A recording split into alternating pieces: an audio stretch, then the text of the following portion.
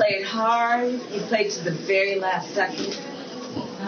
You made all us Bisons so proud. You hustled out there. You are smart. You are disciplined.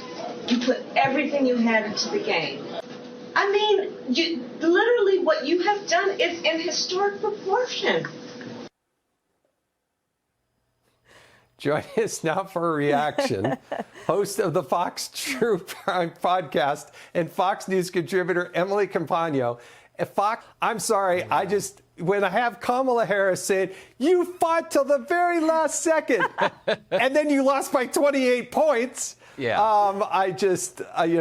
Leo, you're from California. Yes. So you bring us into this. What do you think those guys, after losing by 28 points, and I'm sure there was a senior on the team who will never play organized basketball again, and they got to listen to that?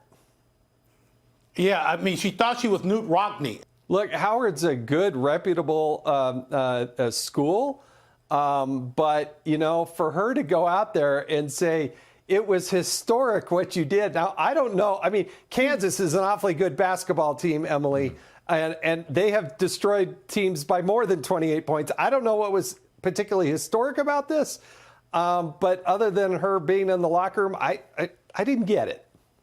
It reminded me of that Goldie Hawn moment in the movie Wildcats. I think you all know what I'm talking about, where basically it's like, you just shouldn't be there. I'm from California, too. There's many things that I'm embarrassed about with that state. She being in the number 2 spot because number 1 is Gavin Newsom, which I know we're getting to in a moment. But the problem with her, and I agree with Leo, is that condescension is the last thing you need to hear. It doesn't matter what position you hold. It doesn't matter if you're the vice president. If what's coming out of your mouth isn't inspiring, you have to earn the respect of that position. And I think I speak for a lot of people when I say that would be the last person I would want in my locker room after a March Madness loss. All right, Jimmy, bring us home on this one. What's your take? Well, I just love this whole. She's an idiot. And let me just tag it with this. She doesn't know anything about sports, and you can tell when she's talking. She's like, oh, my God, you guys hit a home run out there on that basketball court, and it was a touchdown for all Americans. That was embarrassing.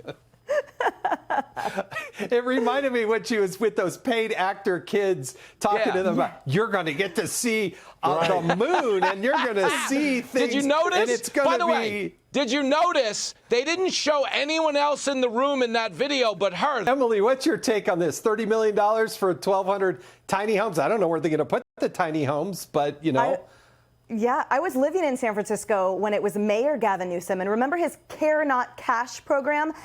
That failed miserably. At the time, the same lofty box-checking goals that had nothing to do with reality. Ironically, just last year, the skyrocketing rate of homeless there in that town that he left was over 20,000. The local NBC paper said it's an example of an inability to counter the rising homelessness. In LA, they spend $837,000 per single homeless person.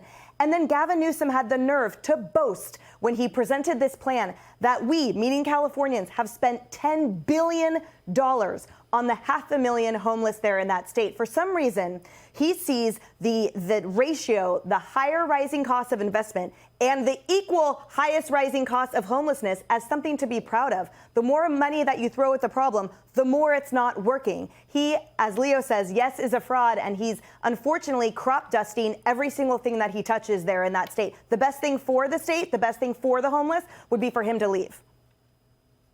Yeah, there it is. But this is a guy, Jimmy, I swear to you, he wakes up every morning, he looks in the mirror and he says, good morning, Mr. President. That's the guy. This is who we're dealing with, right? Totally. There is, well, listen, the bar has been set so low for president. I mean, I might throw my hat in the ring if it weren't for the background check. But let's talk about it for a second. Not less, more.